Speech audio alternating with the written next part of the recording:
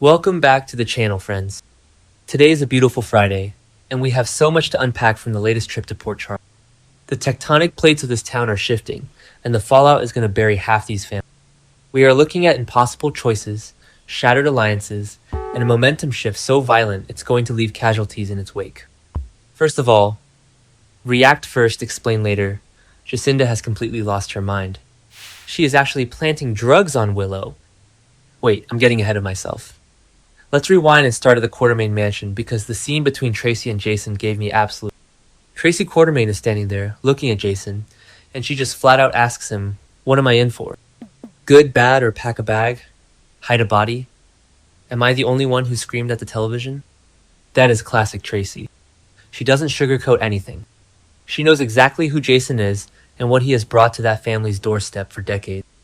But the absolute shocker is Jason's response. He is getting out of the mob. He is actually leaving the mob. I know some people are loving this new era for Jason, but personally, it is taking a lot of getting used to. For years, Jason has been the lethal enforcer, the guy who cleans up the messes, the guy who hides the bodies. But ever since he came back from that WSB black site, he is a fundamentally changed man. He tells Tracy that he won't be concealing any more corpses because he refuses to kill for Sunny anymore. And honestly, good for him. Because with Sam gone, and we all know how Cyrus tragically took her and Dex from us, Danny only has Jason. Jason stepping up to be a real father instead of Sunny's hitman is the character growth I have been begging for. But it leaves a massive gaping hole in the Corinthos organization. Which brings me to Sunny and Dante. Sunny actually confesses to Dante that Jason is walking away from the mob. You could literally see the color drain from Dante's face. Dante is a cop, yes, but he is also Sunny's son, and he knows exactly what this means. It leaves Dante terrified about who is going to protect Sunny now. Without Jason, Sunny is vulnerable. The sharks are going to circle. We already have Jen Sidwell causing absolute chaos, and now Sunny is standing out in the open without his ultimate shield. Is Sunny going to rely on Rick Lansing? Because we all know how that usually goes. Dante's concern is so valid here. He spends half his life trying to arrest mobsters, and the other half praying his father doesn't get taken out by one. The impossible choices facing Dante right now are staggering. Okay, back to the point. Let's talk about the absolute circus happening over at the Metro Court pool. Serena Baldwin is back, and she is on a mission. We see her literally fall into Jack Brennan's lap, which, by the way, was hilarious, and Brennan definitely filed that little moment away for. But Serena quickly shifts her attention back to her actual target, Michael Corinthos. Lucy Coe is so desperate to win this deception corporate war that she has Serena running a full-on honeypot seduction plot on Michael. Serena kicks off her banter, strutting around in her swimsuit, trying to play Michael. But here is the thing. Michael is not an idiot. I know we love to drag Michael sometimes, but he figures out Serena's angle almost immediately. He knows Lucy sent her after his newly acquired shares. Michael actually tells Serena that there is one huge hurdle she is going to have to overcome. Is he talking about Justinda? Or is he talking about the fact that he's a ruthless, cold-blooded CEO now who doesn't fall for cheap pools? Remember when they tried this kind of corporate espionage nonsense years ago? Yeah, didn't work then either. Michael is playing chess, while Lucy and Serena are playing checkers. But speaking of Michael, we need to talk about his girlfriend, because Justinda is officially going off the... Justinda decides she's going to get down in the mud for Michael's sake, and sets a trap for Willow. She is planting drugs on a sitting congresswoman. I am sorry, but am I the only one who thinks Justinda has a massive death wish? I can't even process the stupidity of this move. Michael and Willow are divorced. They are locked in a vicious, high-stakes battle over custody of Wiley and Amelia. Michael wants full control, and Willow is fighting tooth and nail for 50 over 50.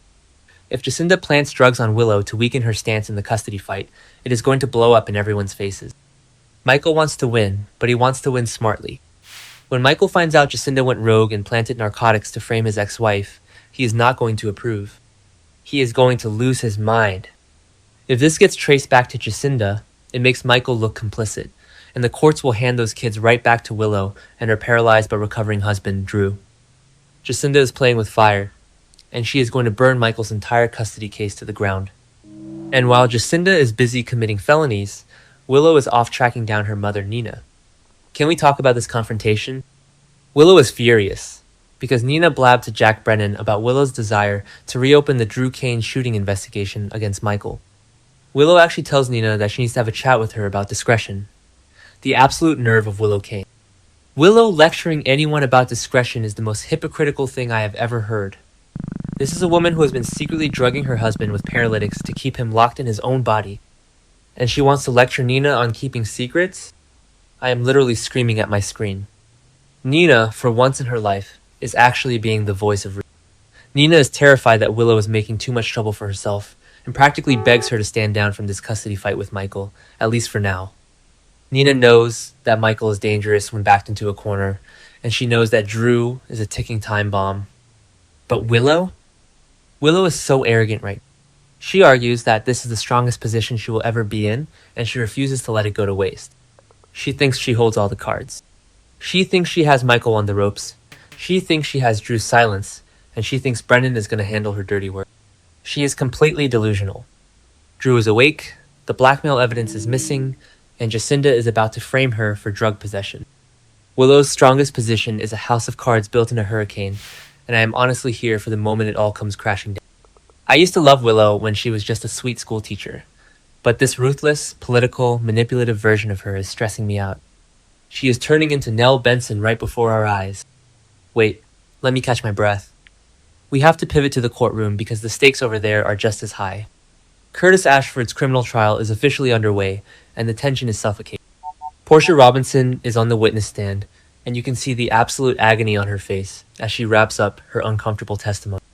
Portia has lied so much in her past missing Trina's childhood by hiding her true paternity from Curtis, and now she is sitting there watching her family potentially get ripped apart again. Because next up to the stand is Isaiah Gannon. Isaiah is furious.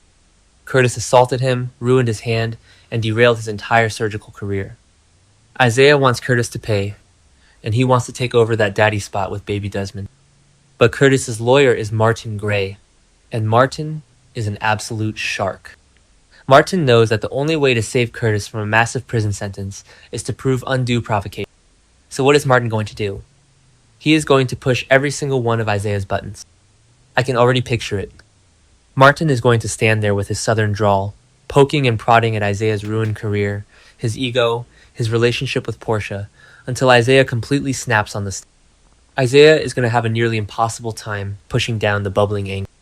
And if Isaiah explodes in front of that jury, Martin wins. But if Isaiah keeps his cool, Curtis is going to Pentonville. I am dreading this outcome, but I am so invested. The Ashford family cannot catch a break. And somewhere in the middle of all this chaos, Lucy Coe is throwing questions at Mayor Laura Collins. What is Lucy digging for now? Is she trying to leverage City Hall for her deception war? Everyone in this town is playing an angle today. So, I have to ask, when Justinda's drug trap inevitably detonates, will Michael be dragged down with her? Or will Willow finally lose the upper hand she so arrogantly claims to hold? Drop your wildest theories in the comments below, and make sure you subscribe so we can ride out this Port Charles storm together.